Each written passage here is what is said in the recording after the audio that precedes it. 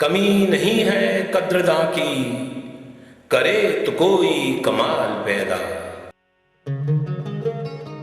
दुनिया में जो भी कमाल करते हैं उनके पीछे कद्रदानों की एक लंबी कतार लग जाती है। बतौर फिल्मी संवाद में इसे कहा जाए तो ऐसे चुनिंदा लोग जहां खड़े होते हैं लाइन वहीं से शुरू होती है। दरअसल ऐसी तारीफे काबिल शख्सियतें एक तरह से मील का पत्थर साबित होती हैं। जाने माने उद्योगपति स्वर्गीय धीरू भाई अंबानी बस कंडक्टर से भारतीय सिनेमा के सुपरस्टार की दहलीज तक पहुंचे, रजनीकांत अखबार के हॉकर से महान वैज्ञानिक और फिर भारत के पूर्व राष्ट्रपति अब्दुल कलाम का जीवननामा, वर्तमान में हमारे प्रधानमंत्री श्री नरेंद्र मोदी की बचपन में चाय बेचने की कहानी भी इन दिनों बेहद चर्चित है। तदवीरों से तकदीरें बदलने वाले जिंदा दिल इंसानों की एक लंबी फहरिस्त है, जिसमें बाल कवि बैरागी, गोपाल दास नीरज, कुंवर बेचैन जैसे कई सुप्रसिद्ध कवि साहित्यकार भी शामिल हैं। भाग्य नहीं था साथ अगर तो भाग्य बनाना था इनको, दृढ़ इच्छा शक्ति के बल पर सौभाग्य बनाना था इनको। भाग्य नहीं था साथ अगर तो भाग्य बनाना था इनको, तदबीरों से बदल दिखाई अपनी सारी तकदीरें, और बदल भी डाली देखो अपनी हाथ लकीरें। अपनी तदबीरों की दम पर क्या से क्या कमाल कर गए, दुनिया के सामने देखिए जो एक मिसाल बन गए, जो एक मिसाल बन गए। अलीगढ़ के छोटे से गांव कोमला में 12 जून 1936 को जन्मे यादराम गौड़ और श्रीमती शरबती देवी के पुत्र बनवारी लाल गौड़ की जीवन यात्रा ने भी इसी क्रम में अपना नाम दर्ज कराया है।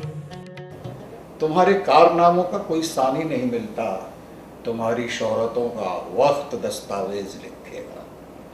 ऐसे ही लोगों में जो अपनी जिंदगी में ही लिविंग लीजेंड बन गए, जो आने वाली पीढ़ी के लिए प्रेरणा स्रोत बन गए, एक पायनियर बन गए, जिनकी रोशनी में वो अपने संघर्ष के अंधेरों को पार करके उस जगह तक पहुंच सकते हैं जहां ज़िंदगी एक मिसाल बन जाती है। आइए ऐसे ही एक व्यक्तित्व से हम आपको मिलाएं, जिन्होंने बहुत छोटे स्तर से अपनी ज़िंदगी शुरू की और आज कामयाबी की बुलंदियों पर हैं। साहित्यकार, पत्रकार, कवि श्री BL गौड़। शहर जब बसते हैं तो बाहर के लोगों से बसते हैं। वो बाहर के लोग कौन होते हैं? उसी देश के गांव के लोग होते हैं, जिनका जीवन गांव में बीता है, जिनकी जन्मभूमि गांव में है और कुछ समय जिन्होंने गांव का जीवन जिया है। वो शहर आकर के बस जाते हैं लेकिन गांव को कभी भूल नहीं पाते। गांव कैसा भी हो, जब गांव जाते हैं तो गांव की उजड़ेपन की टीस उनके मन में रहती है। ऐसी ही एक कविता जब मैं गांव पहुंचा तो मैंने उसके अवशेष देखे और ये कविता मेरी कुछ इस तरह से बनी। कौन लाता खींच मुझको है यहाँ, कौन लाता खींच मुझको है यहाँ, शेष केवल अब जहाँ अवशेष हैं, शेष केवल अब जहाँ अवशेष हैं। क्यों गंध माटी की बुलाती है, लिपे घर गोबर से बुलाते हैं। क्यों बुलाते वंदन वार चौखट की, विदाई गीत के स्वर क्यों बुलाते हैं। क्यों गंध माटी की बुलाती है, लिपे घर गोबर के बुलाते हैं। महावर से रचे दो पांव दिखते हैं, महावर से रचे दो पांव दिखते हैं, जहाँ आज भी बीती रिवाजें शेष हैं। कौन लाता खींच मुझको है यहाँ, शेष केवल अब जहाँ अवशेष है। बादलों को मोड़ देते जब निमंत्रण, बादलों को मोड़ देते जब निमंत्रण घुमड़ कर मेघ धरती पर बरसते हैं, तब चांदनी तनती वहां संतोष की, फिर गीत के कुछ स्वर उभरते हैं। मीत को उस गीत में संदेश है, मीत को उस गीत में संदेश है, जहां आज भी अपनत्व के अवशेष हैं। कौन लाता खींच मुझको है यहाँ, शेष केवल अब जहां अवशेष है। जाकर बस गई जो देश प्रीतम के, जाकर बस गई जो देश प्रीतम के, बेटियां हर साल पीहर लौट आती हैं। मोर जब तक नाच कर सामन पुकारें, उससे पहले वे सामन बुलाती हैं। जहां आज भी मौजूद हैं गंधित हवाएं, जो लौटने का दे रही संदेश है। कौन लाता खींच मुझको है यहाँ, जहां कौन लाता खींच मुझको है यहाँ, शेष केवल अब यहाँ अवशेष है। गौर साहब, आपका स्वागत है। आपसे बातचीत करने का बहुत मन है। तो एक प्रश्न मेरे दिमाग में हमेशा आता है कि आप साइंस के, विज्ञान के, इंजीनियरिंग के छात्र रहे। आपने ज़िंदगी की शुरुआत आपने सिविल इंजीनियर की, फिर ये शब्दों से आपकी मानसिक रिश्तेदारी कैसे हो गई? नीरव जी, मैं इतना कहूँगा कि साहित्य आदमी के जीवन को बदल सकता है। साहित्य में वो क्षमता है कि उनकी रुचियों को बदल सकता है और जीवन के रास्ते को बदल सकता है। मैं अच्छा भला बीएससी करने के बाद क्षेत्र में प्रवेश कर ही रहा था, तो मुझे पहली किताब जो मेरे जीवन में पढ़ने को मिली वो थी शरद चंद्र का देवदास। वाह। फिर मुंशी प्रेमचंद का निर्मला, सब क्लासिक्स थे। और आप आश्चर्य करेंगे, उन दो किताबों ने मेरी जिंदगी बदल दी। मेरा साइंस, मेरी इंजीनियरिंग सब एक तरफ रह गई और मैं इस ओर मेरे कदम बढ़ते चले गए। सारा शरद साहित्य और सारा प्रेमचंद साहित्य मैंने 1 साल के अंदर लगभग वो ख़त्म कर दिया।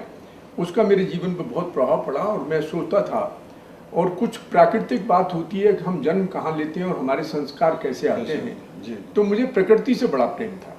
उस प्रकृति में मैं जब भिन्न भिन्न चीज़ें देखता था, हैपनिंग देखता था, तो उनसे मेरे भीतर एक प्रेरणा जागती थी कि मैं कुछ लिखूं। साथ ही जो समाज का वर्गीकरण था वो मेरे मन में बहुत चुभता था। मैं देखता था एक और लोग बग्गियों में जा रहे हैं, कारों में, हवाई जहाज़ों में जा रहे हैं, उनके बच्चे कैसे पल रहे हैं, कुत्ते भी कार में जा रहे हैं। दूसरी ओर ऐसे लोग थे जो रोटी के लिए भटकते थे, जिन्हें रोटी नहीं मिलती थी। और चूंकि मैं इंजीनियरिंग विभाग में था तो मेरे पास जो मजदूर थे, मैं उनसे बहुत ज़्यादा दुखी रहता था, चूंकि वो बहुत दुखी रहते थे। और हमेशा मेरे जीवन में एक उद्देश्य था कि इनके जीवन को कैसे सुधारा जाए। इन सब चीज़ों ने मुझे साहित्य की ओर ढकेल दिया। संवेदना थी आपके मन में? जी। पहली मेरी इनकी मुलाकात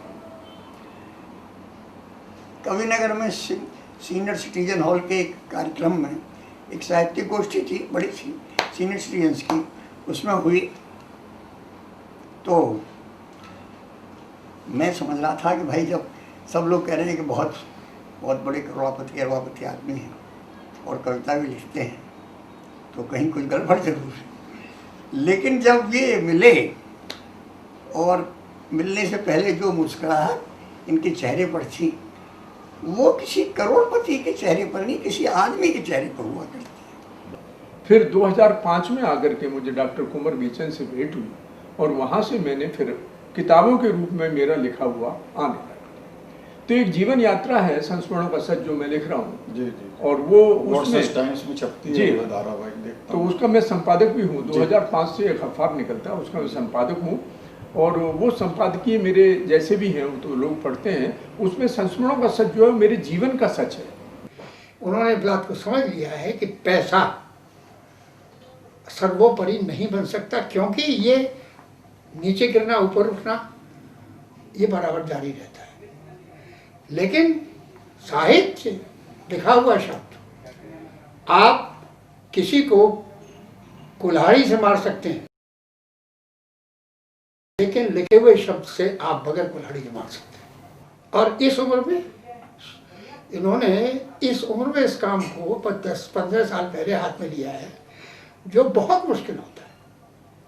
भाई ये काम जो लोग शुरू से करते हैं उनके लिए, तो जब मैंने तो 25 साल की उम्र में शुरू किया और इन्होंने उसको उस उम्र में शुरू किया जब लोग वाइंड अप करते हैं। तो इसलिए ये एक बड़ा काम है और मैं समझता हूँ कि श्रेयस, ये प्रेयस और श्रेयस दोनों। दिल्ली के जमुना बाजार की एक स्लम बस्ती में गुजरा बचपन, अल्प वेतन प्राप्त पिता की देखरेख में छात्र जीवन, रेलवे में सिविल इंजीनियर की नौकरी के दौरान आड़े आए स्वाभिमान के चलते नौकरी से त्यागपत्र जैसे कई मौके आए जब बनवारी लाल गौड़ उर्फ BL गौड़ को किंग कृतव्य विमूढ़ की स्थिति में ला खड़ा कर दिया। मंद रोशनी को सूर्य के प्रकाश में बदल डालने के जज्बे ने उन्हें गौड़ सन्स इंडिया लिमिटेड का स्वामी बना दिया। आपने वो पूरा अपना टर्म किया या पूरी रिटायरमेंट लिया? नहीं, ऐसा था नीरव जी कि स्वाभिमान की मात्रा कुछ ज़्यादा थी जो कि नौकरी में नहीं होनी चाहिए। जी। पिताजी कहते थे कि बेटा अफसर के आगे और घोड़े के पीछे कभी मत आना। वो भी, उन्होंने भी नौकरी की थी। तो मैंने उनसे एक प्रश्न किया, मैं पिताजी अगर अफसर घोड़े पर चढ़ के आए तो क्या करें? तो वो मुझसे कहने लगे कि तू नहीं मानेगा, तू अपने मन की करेगा। और वही रहा। 30 साल कैसे कटे ये मैं जानता हूँ। 30 साल में 27 ट्रांसफ़र हुए और करीब 90 चार्जशीट मिली। और मेरे दिमाग में शुरू से ये बात थी कि गरीबी एक बहुत बड़ा पाप है, इससे लड़ाई लड़नी जी, ये मेरे दिमाग में थी। कुछ और भी चीज़ थे कि भाई नेशन को मैं क्या दे दूँगा। तो यही था कि मुझे बस ये निर्माण का काम आता है, अच्छे घर अच्छी बिल्डिंग कैसे बने, इस उद्देश्य को लेकर मैं छोड़ के बाहर आ गया। और करीब 3-4 महीने कुछ नहीं किया। और ये जो व्यापार है, केवल आप आश्चर्य करेंगे कि 50,000 रुपये मेरे पास थे और 3 लाख आप जैसे दोस्तों से मैंने उधार लिए। तो शुरुआत कृष्णा नगर में एक 100 गज की प्लॉट से हुई। वहाँ से फिर पता नहीं ईश्वर को क्या मर्जी थी कि मुझे ये करना था। करते करते शालीमार गार्डन आ गए, वहाँ फिर शुरुआत हुई। और वहाँ 500 गज 200 गज 400 गज ये बनाते चले गए। फिर वहाँ एक बड़ा प्रोजेक्ट आ गया, गौड़ प्लाजा, काफ़ी बड़ा प्रोजेक्ट था। और उसके बाद वहाँ गौड़ एनक्लेव 2, 3 मेजर प्रोजेक्ट वहाँ पर बनाए। 79 बर्थडे पापा के कंप्लीट हो गए और 80 इयर्स के अंदर वो जा रहे हैं। और अभी भी वो फुल एनर्जेटिक हैं, पूरे इंस्पायरेशन है। हमें हर रोज़ उनसे जो है कोई ना कोई इंस्पायरेशन मिलती है। पूरा जीवन जो है एक बहुत ही संघर्ष भरा रहा।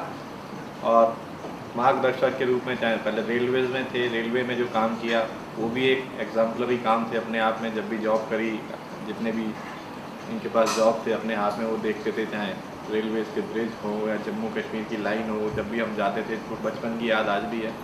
उसके बाद अपना रियल एस्टेट का काम स्टार्ट किया, तो उसके अंदर भी बिल्कुल जीरो से स्टार्ट करके, तो हम फर्स्ट जनरेशन बिजनेसमैन थे, कोई हमारा बैकग्राउंड नहीं था बिज़नेस का।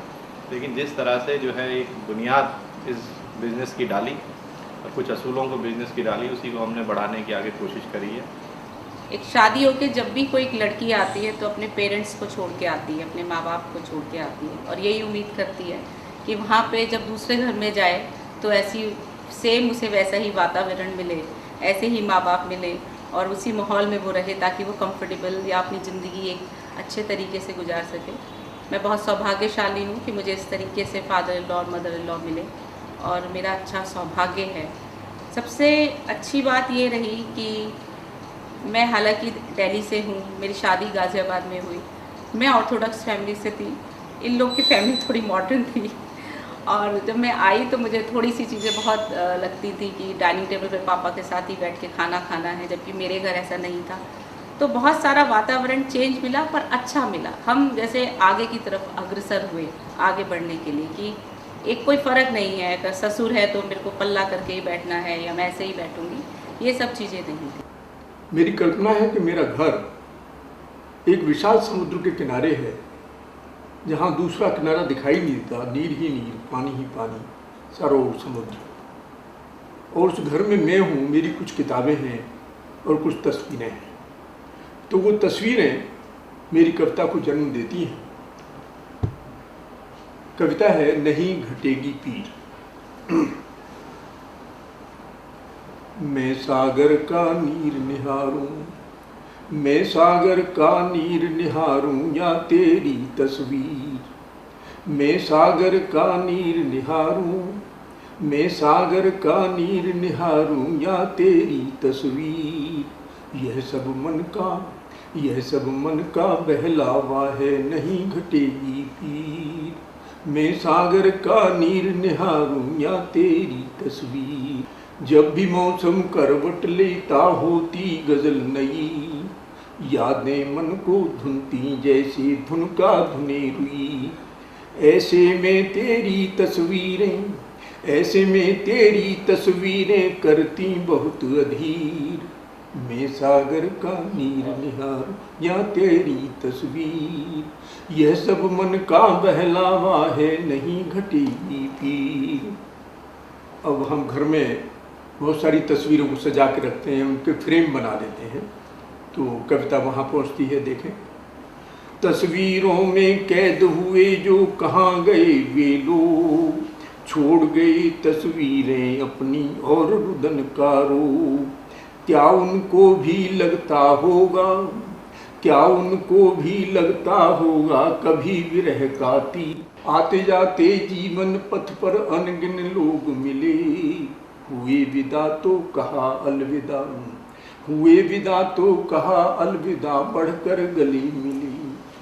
पर उन सब में मिला न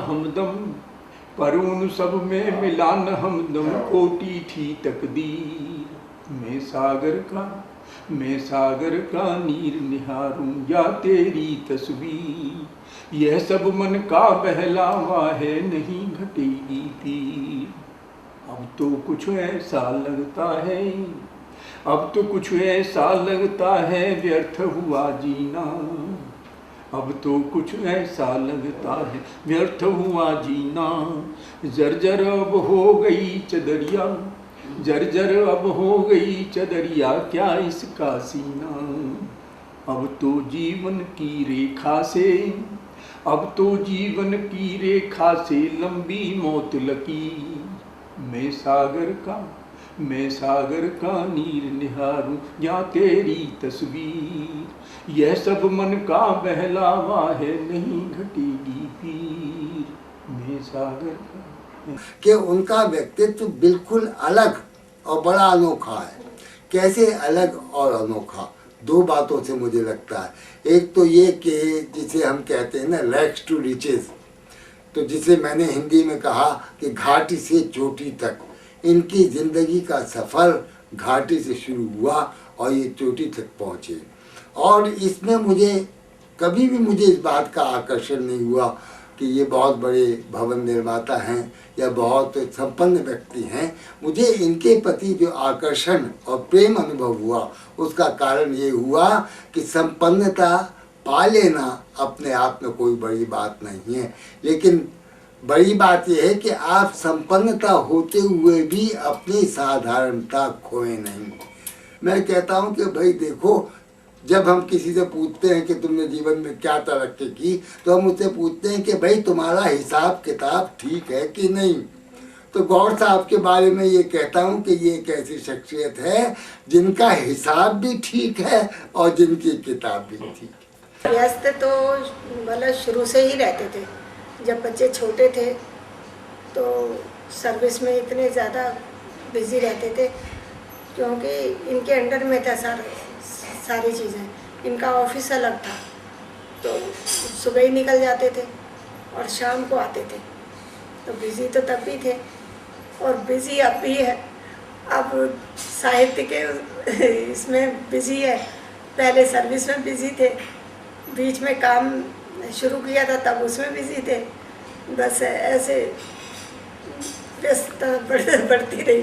5 बजे सुबह ही उठ जाना, 5 साढ़े 5 बजे, और अपनी चाय खुद बनाना, ये तो शुरू से ही। और अब भी यही बना लेते हैं। कभी कभी मैं बना देती हूँ, नहीं तो अपने हाथ की इनको चाय अच्छी लगती है बस। और तो कुछ नहीं बना पाते। और सब मैं यहाँ आकर सोच रहा हूँ कि कवि जो है, रविन्द्रनाथ टैगोर ने शांति निकेतन की स्थापना कर दी जी। आप भी कवि हैं, आपने भी एक विद्यालय की स्थापना की। आखिर आपको इसकी प्रेरणा कहाँ से मिली और क्या आपकी अवधारणा और कंसेप्ट है इस स्कूल के पीछे? जैसा कि नीरव जी मैंने अभी आपसे थोड़ी देर पहले जिक्र किया था जी, कि साहित्य ही आदमी को आदमी बनाता है जी। हम कितनी भी बिल्डिंगें खड़ी कर लें, देश में कितनी भी मीनारें हम खड़ी कर दें, वो आदमी तो पैदा कर सकते हैं, इंसान पैदा नहीं कर क्या सकते। बात। और मेरा मानना यह है कि किसी भी देश में या किसी भी किसी सिटी में अगर आपको मानवता को कुछ देना है, देश को कुछ देना है, तो एजुकेशन के माध्यम से ही दे सकते हैं। जी। जो पीढ़ियाँ अब आने वाली हैं, हमारी तो उम्र बीत गई, जो पीढ़ियाँ आने वाली हैं, अगर उनको संस्कार, अच्छी शिक्षा वो दे पाएँ, वो देश के काम आए। और देश आपको ऐसा नहीं लगता गौड़ साहब कि जो आज शिक्षा पद्धति है उससे कुछ ह्यूमन रिसोर्स की बात तो हो रही है, हाँ। लेकिन मनुष्यता का विकास नहीं हो रहा और पाठ्यक्रम बहुत निचले स्तर पे जा रहा है। जी बिल्कुल, आप वही कह रहे हैं। हमने मूल में, जड़ में, उसी में जा कर के हमने कार्य शुरू किया है। जी। और आप आश्चर्य करेंगे कि हमारे यहाँ 5वीं से संस्कृत जो है एसेंशियल सब्जेक्ट है। वाह। नंबर 1, प्रार्थना भी यहाँ गायत्री मंत्रों के द्वारा होती है। जी। उनको पूरे संस्कार जो हमारे घरों में आवश्यक हैं, संस्कृति और संस्कार, हम ये भले ही इंटरनेशनल इंग्लिश मीडियम स्कूल हो, लेकिन हमारी हिंदी और हमारी संस्कृत और हमारी संस्कृति वो हम पहली क्लास से लेकर 7 चल रहे हैं, ताकि बच्चा जब आगे आए तो उसमें भारतीय संस्कार कूट कूट के भरे हुए हों और देश प्रेम की भावना उसके अंदर। वाह। एक दिन यूं ही बेटी की किताब खोली तो 20 पन्नों के मिली चिपकी हुई एक तितली। न जाने क्यों उस दिन मन बहुत उदास रहा। बेटी समझ गई मेरी उदासी का कारण। बुरी बात है किसी को मारकर यूं कैद रखना। यादों की बात और है। हालांकि बेबी मरी हुई तितलियों की तरह चिपकी रहती हैं सदा मन की किताब के पन्नों के बीच। पर एक अंतर है, लाख जतन करने पर भी नहीं जीवित हो पाती किताबों के पन्नों के बीच चिपकी हुई तितलियां। जबकि यादें बिना किसी प्रयास के मरकर भी जीवित रहती हैं, उड़ती हुई तितलियों की तरह। And we grandchildren, and I can also say for children, we all try to imitate him, like all the work he has done in past and all the work he is doing right now. It's nothing but just inspiration to all of us. Also, I think it's a very a roller coaster ride if you see his life throughout. Right now you guys are all, मतलब आप जो इनके मित्र हैं अभी वो सब कविता या फिर लेख से जुड़े हुए हैं, बट पहले जितने भी आपको शांत लग रहे हैं उतने ही अभी हमने इनका 75th बर्थडे बनाया था तो हम सब बच्चों ने ही बनाया था वो। तो इनकी एंट्री के लिए ही गाना ये रखा गया था कि दबंग जो होते हैं पहले ही ऐसे थे अपने टाइम में, then gradually he changed, he become very calm and composed. Otherwise he is a very strong man and he has gone through so much that you bring up any situation, he'll quote something from his past, get a solution from it. Yes, but now that he'll be turning 79, so he does get sometimes itchy, sometimes a lot of tension carries him, but we all support him, he supports us in every situation. And हम तो सोच भी नहीं सकते कि इनकी as में आके भी इतना काम कर सकें। ये अभी 2-3 साल हुए हैं जब ये तब कम रेगुलरली ऑफिस जाते हैं, वरना तब भी रेगुलर ऑफिस और अपने यहाँ तो रहते ही हैं और वैसे कभी कभी जाते भी हैं, काम भी देखते हैं और अपनी जो पोएम्स वगैरह देखते हैं। इतनी सारी बुक्स इन्होंने अपनी लॉन्च कर दी हैं, तो मैं तो सोच भी नहीं सकता इतना लिखने का। क्या चल रहा है? जैसे एक निश्चल बच्चा होता है, बिल्कुल उसी तरह से उनका व्यक्तित्व, उनका चिंतन, उनकी कार्यशैली बिना किसी भेदभाव के, किसी द्वेष के बहुत अच्छे से वो सभी से अपना व्यवहार रखते हैं। वही आचरण उनका उनकी कविताओं में झलकता है, उनके साहित्य में झलकता है, क्योंकि वो निरपेक्ष होता है, वो किसी पक्षपात की तरफ उनका संकेत नहीं होता। तो ये बड़ी बात है। जीवन में बहुत सारे लोगों से मैं मिला, लेकिन उनमें से बहुत कम लोगों ने मुझे प्रभावित किया है। उनमें से एक गौड़ साहब, क्योंकि जिस शिखर तक वो पहुँचे हैं, धन धान्य के क्षेत्र में, पैसे के क्षेत्र में, कंस्ट्रक्शन के क्षेत्र में, उसके साथ साथ उन्होंने साहित्य को जो साधा है, ऐसा बिरले ही कर पाते हैं। गौरसंस अखबार के संपादक की हार्दिक इच्छा भी तो यही रहती है कि उन्हें भवन निर्माता नहीं बल्कि कवि और साहित्यकार के रूप में ही जाना जाए।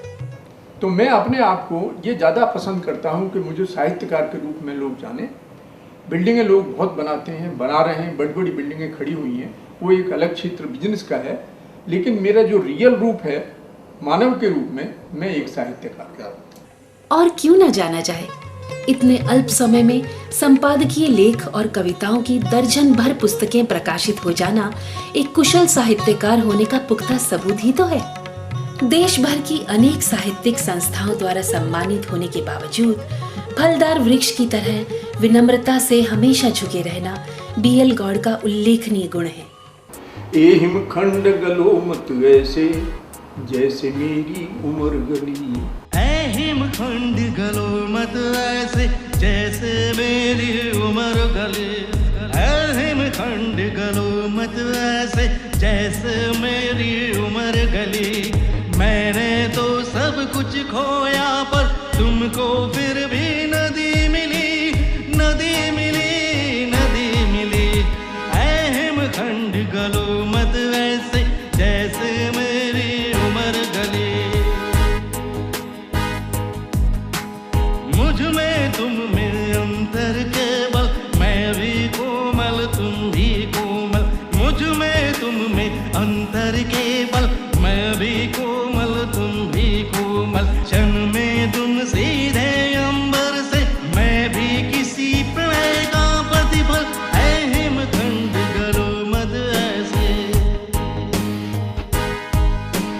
रूप हमारा भले अलग है, पर दोनों का उद्गम जल है। तुमको भ्रम तुम अमर रहोगे, तुमको भ्रम तुम अमर रहोगे। पर जीवन तो पल दो पल है, ऐ हिमखंड गलो मत ऐसे। पालोगे तुम बहकर मंजिल, मैं भटकूंगा गली गली। पालोगे तुम बहकर मंजिल, मैं भटकूंगा गली गली।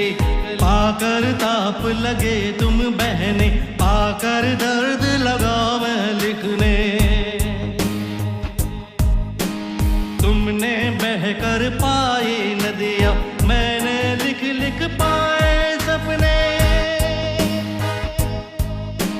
तुम सोते चादर फैला कर, तुम क्या जानो दुख धरती के।